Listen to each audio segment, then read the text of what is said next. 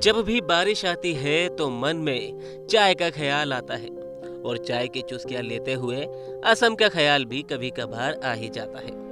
लेकिन पिछले कई दिनों से वही असम और असम के बागान पानी में डूबे हुए हैं। रेलवे स्टेशन डूब चुके हैं। रेलगाड़ियां किसी खिलौने की तरह पानी में गोते खा रही है। हाथी जैसा विशाल जानवर भी पानी में डूबा हुआ है। सोचिए तो इंसानों का क्या हाल होगा। यहाँ लोगों का हाल बेहाल है। हजारों लोग बेघर हो गए हैं।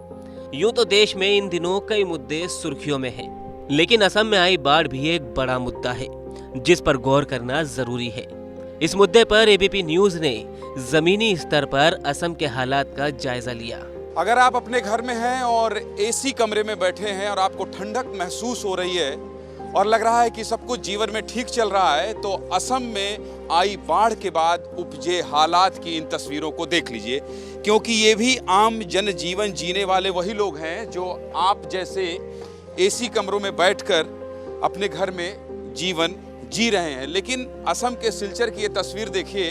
अभी मैंने शुरुआत ही की थी और मैं इस बात का जायजा लेने जा ही रहा था कि आखिर बाढ़ से उपजे हालात से निपटने के लिए क्या कोशिश हो रही है, तो मुझे ये तस्वीर दिखाई दी। बाढ़ के बाद बिगड़े हालात में अब तक कोई सुधार नहीं हुआ है। लोग 14 से 15 दिनों से अपने घरों में कैद हैं, जिनके पास राशन तक नहीं है। हजारों घर डूब चुके हैं। सैकड़ों लोगों की मौत हो चुकी है।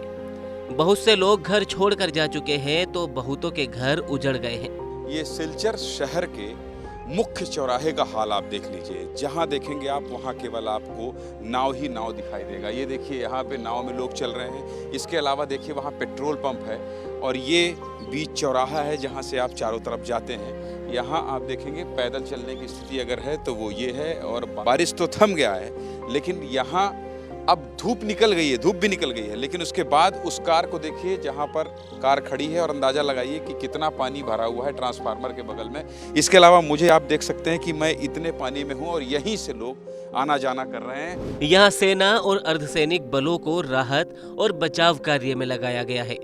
लगातार हो रही बारिश ने अब असम में सीआरपीएफ कैंप की मुसीबतें और बढ़ा दी है। अब देखना होगा कि यहाँ के हालातों को सामान्य होने में कितना और वक्त लगेगा।